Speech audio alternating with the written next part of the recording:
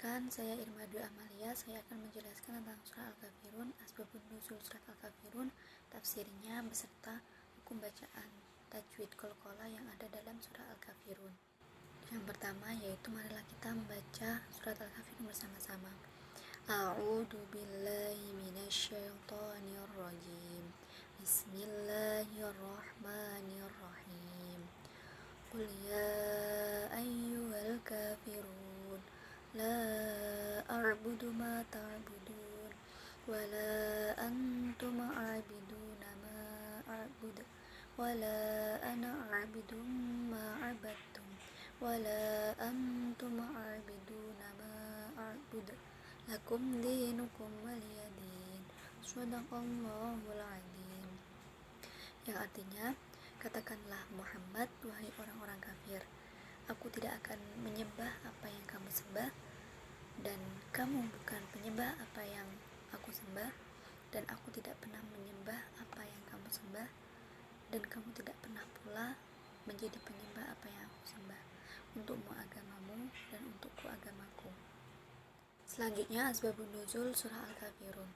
Surah Al-Kafirun terdiri dari 6 ayat. Surah Al-Kafirun merupakan surah Makkiyah, surat yang diturunkan pada periode Makkah. Menurut Imam Ibnu Katsir dalam tafsirnya menyebutkan bahwa surah Al-Kafirun merupakan surat penolakan terhadap seluruh amal ibadah yang dilakukan oleh orang-orang kafir, dan yang memerintahkan agar kita dengan tujuan ataupun bentuk dan tata caranya, karena setiap bentuk pencampuran di sini merupakan sebuah kesyirikan yang tertolak secara tegas dalam konsep akidah dan tauhid Islam. Jadi dalam surah Al-Kafirun ini terdapat dua kandungan utama. Yang pertama yaitu ikrar pemurnian tauhid, khususnya tauhid uluhiyah, yaitu tauhid tentang beribadah. Kedua, ikrar tentang penolakan terhadap semua bentuk maupun praktek peribadatan pada selain Allah yang dilakukan oleh orang-orang kafir. Dalam riwayat Al-Tabrani disebutkan cerita Ibnu Abbas tentang asbabun nuzul surat ini, bahwa orang-orang kafir Makkah ingin mempengaruhi Nabi agar berhenti berdakwah kepada tauhid, sebab jumlah tuan-tuan mereka, tuan-tuan orang kafir, sangat banyak yang ditancapkan di sekitar Ka'bah. Selanjutnya yaitu tafsir surah Al-Kafirun. Allah berfirman untuk mengingatkan nabinya karena orang musyrik dari kaumnya menyodorkan kepada Muhammad agar mereka menyembah Allah setahun dengan imbalan bahwa Nabi menyembah Tuhan mereka selama setahun pula. Jadi jika mereka akan menyembah Allah selama setahun, tetapi Nabi juga harus menyembah Tuhan mereka, yaitu berhala-berhala. Maka dengan adanya peristiwa itu, tukar-menukar Tuhan yang diinginkan oleh kaum musyrik, Allah menurunkan ayat-ayat dari surat Al-Kafirun ini sebagai jawaban permintaan kaum musyrik. Maka Allah berfirman, "Qul, wahai Muhammad, katakanlah wahai Muhammad, katakan kepada orang musyrik yang memintamu untuk menyembah Tuhanmu selama setahun dengan imbalan mereka menyembah Allah setahun." Dengan ayat ya ayyuhal kafirun, hai orang-orang kafir. Orang-orang kafir yang menyuruh Nabi Muhammad untuk menyembah berhala ataupun Tuhan mereka. A'budu ma ta'budun, aku tidak akan menyembah apa yang kamu sembah. Allah memerintahkan Nabi Muhammad untuk menyampaikan bahwa beliau tidak akan menyembah apa yang orang musyrik sembah dari Tuhan-Tuhan selain Allah pada sekarang. Jadi la a'budu ma ta'budun, saya tidak akan menyembah apa yang kamu sembah dari Tuhan-Tuhan selain Allah pada sekarang. Jadi Nabi Muhammad tidak akan menyembah selain Allah.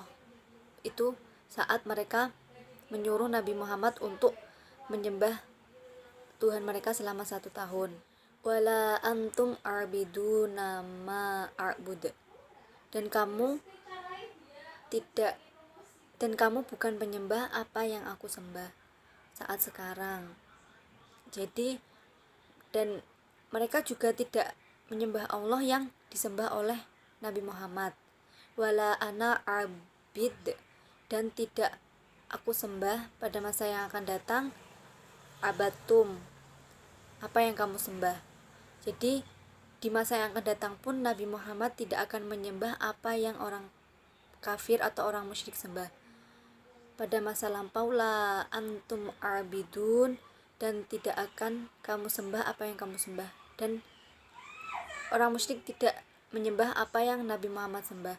Sebagian ahli bahasa mengatakan pengulangan firman a'budu ma ta'budun dan ayat sesudahnya adalah sebagai penguat tauhid. Jadi ayat kul sampai kul ya ayyuhal kafirun sampai ayat kelima itu merupakan penegasan tentang tauhid. Jadi walaupun orang musyrik menawarkan mereka akan menyembah Allah, jika Nabi Muhammad menyembah berhala ataupun tuhan-tuhan orang musyrik, tapi Nabi Muhammad tetap tidak mau untuk menyembah tuhan-tuhan orang musyrik. Lakum dinukum waliyadin, maksudnya untukmu agamamu, maka janganlah kamu meninggalkannya, karena kamu telah ditakdirkan agar kamu tidak berpisah dengan apa yang kamu anut, dan kamu akan mati dengan agamamu. Begitu pula aku dengan agamaku, aku tidak akan berpindah kepada agama yang lain. Itu yang Nabi katakan. Ini menjelaskan tentang makna ayat terakhir dari surat Al-Kafirun ini. Di sini Imam Al-Tabri mengemukakan pendapatnya sendiri berdasarkan penguasaannya terhadap ilmu bahasa Arab. Intinya bahwa Nabi Muhammad tidak akan mengikuti agamamu, yaitu agama orang-orang kafir. Itu hukum bacaan qalqalah yang ada dalam surat Al-Kafirun. Adapun terkait dengan hukum bacaan qalqalah yang terdapat dalam surat Al-Kafirun, yaitu terdapat dalam ayat ketiga dan kelima, yaitu pada lafaz a'bud merupakan qalqalah kubro. Karena apabila salah satu huruf qalqalah 5, yaitu ba, dal, jim, to, qaf itu mati atau disukun dari sebab waqaf atau berhenti, maka hukum bacaannya yaitu qalqalah kubro, dan cara membacanya lebih jelas dan lebih berkumandang.